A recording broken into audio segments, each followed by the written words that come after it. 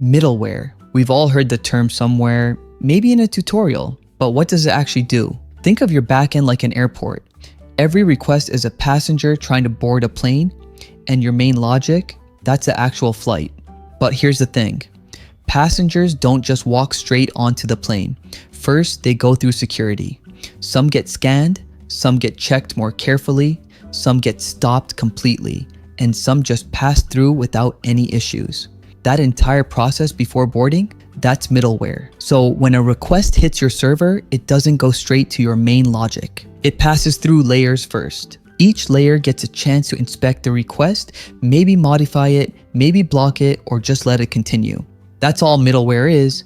It's the code that runs between a request coming in and a response going out.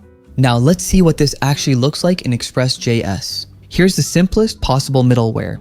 At first glance, this looks like nothing, but three things are being passed in.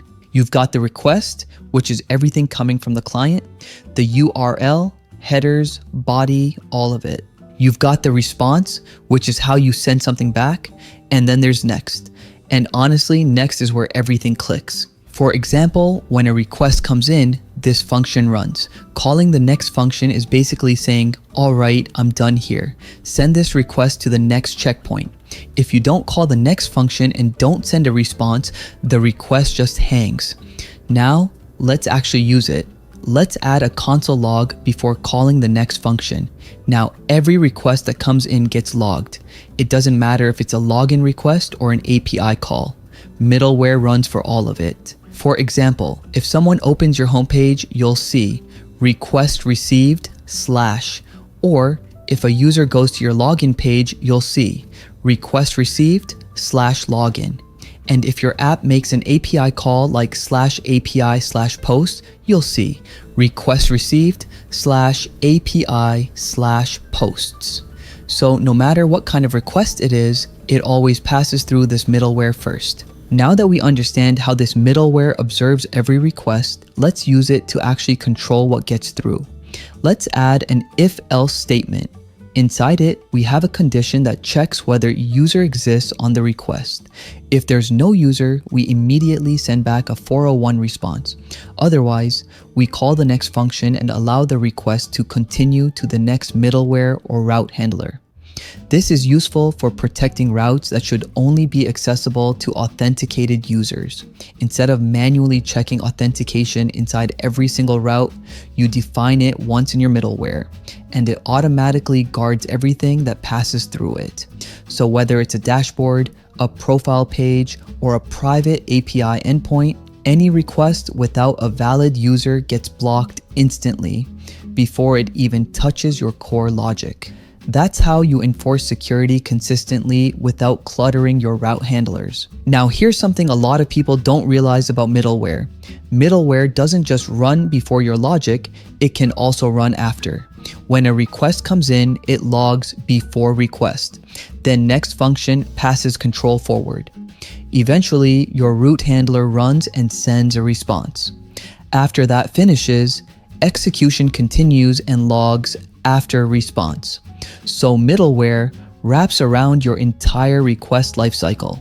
Now let's build some middleware you can actually use in your app. Because in real projects, you don't keep middleware inline like this.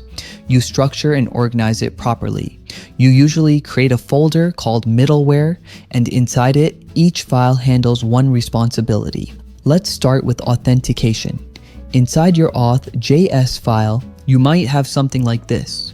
When a request comes in, you check the headers for a token. If it's missing, you immediately stop the request. If it's invalid, you also block it. But if everything checks out, you attach a user object to the request.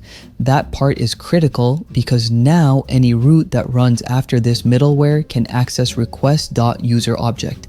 Now let's plug it into the app. To use a middleware, you simply pass it as an argument before your route handler. So in this case, every request to /dashboard must go through auth middleware first. If the user isn't authenticated, the request never reaches your route. But if they are, the middleware lets it pass, and your route can safely use request.userObject. Now let's try another example. Protecting your app from spam because someone will try it. Inside our rate limiter file, we have this code. We start with an object called requests. Think of this as a simple in-memory storage where we keep track of every user's activity. The key is the user's IP address and the value is an array of timestamps, basically a list of when they made requests. When a request comes in, the first thing we do is identify the user using request.ip. This gives us a unique identifier for that client. Then we get the current time using dateNow object. This returns the time in milliseconds, which makes it easy to compare time differences. Next, we check if this IP already exists in our request object. If it doesn't, we initialize it with an empty array. This means it's the user's first request. After that, we clean up old data. We only care about requests made within the last 60 seconds, so we filter the array and remove anything older than 1 minute. This keeps our data relevant and prevents it from growing forever. Then we record the current request by pushing the current timestamp into the array. Now comes the actual rate limiting logic. We check how many requests this user has made in the last 60 seconds by looking at the length of the array. If it's more than 10, we immediately stop the request and send back a 429. That tells the client they're sending requests too quickly. If they're still within the limit, we call our next function, which allows the request to continue to the next middleware or route handler. So in simple terms, this middleware is acting like a counter with a time window. It watches how often someone is hitting your server, and if they go over the limit, it blocks them before they can do any damage. It's not production ready yet, because it resets when the server restarts and doesn't scale across multiple servers. But the core idea is exactly how real rate limiting systems work. Now, to apply our rate limiting middleware, inside our server file, we simply call app.useFunction and pass in the function we imported from our rate limiter file. This is different from our earlier authentication middleware because this one runs globally for every request, meaning every single request that hits your server goes through the rate limiter first, no matter what route it's trying to access. Unlike the authentication middleware, which we only attach to specific routes like /dashboard, this one is applied once and automatically affects the entire app. Now let's look at the flow of a request. A request comes in, first it gets checked for abuse, next, if it's going to /dashboard, it goes through authentication. Only after passing all of that does it reach your actual logic. That's middleware in the real world.